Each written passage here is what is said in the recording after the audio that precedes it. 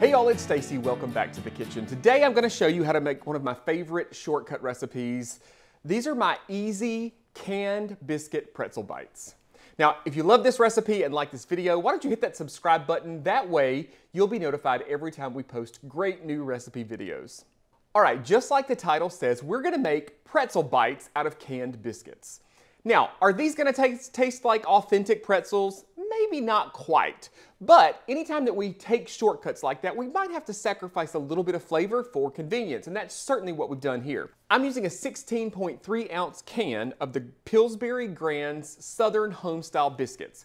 We tested a bunch of different types of biscuits, and these were really our favorites. Now, you can pretty much use any canned biscuit of a similar size.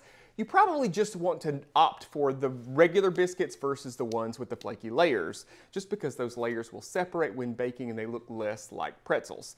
The other thing that I will say is that in testing, we also tested using prepared pizza dough that you may be able to find in the bakery section of your grocery store. That's going to give you a much more authentic flavor and texture, but not everybody has access to that pizza dough. So you can use that, but you probably have a greater chance of being able to find the canned biscuit dough, so that's what we use in this recipe. I'm going to open these up and we're going to get started. Right on the counter like that. What we're going to do is we're going to separate these biscuits out and we're going to cut each of them into quarters. Get that last one out there. And this is just as simple, like I said, it's just cutting this right into quarters. And then to give our pretzel bites their pretzel bite shape, we're just going to take these corners and just kind of tuck them under and roll this into a ball. All right, once we got all of these rolled into a ball, we're just going to take our knife and just cut a little slit right in the top of each one of these. Now, one of the things that makes a pretzel is a quick dip in either a lye or a baking soda solution. It's going to give the pretzel its unique flavor. It's going to help it brown up nice and deep golden brown. And normally that dip is done into boiling water that's had baking soda or lye mixed into it. Again, I'm all about making things easy, and dropping dough into boiling water and then scooping it back out can be a little bit of a challenge. So we tested it a few different ways, and we found that when you just used plain warm water with the same baking soda, it worked about the same, and it made it a whole lot easier. So that's what I'm going to do. I've got about 2 cups of warm water here, and to this I'm going to add roughly about a 1/4 cup of baking soda. Just put that right in there and just whisk it together. Now you want to do this in a glass bowl. You don't want to use aluminum utensils because they can tarnish when you put them in this baking soda like that. So all we're going to do is we're going to take these, just quickly dip them right into the warm water with the baking soda. And I've got a rimmed baking sheet here that I've lined with a silicone baking mat. You could also use parchment. I'm just going to dip these in this and place them right over here on our prepared pan.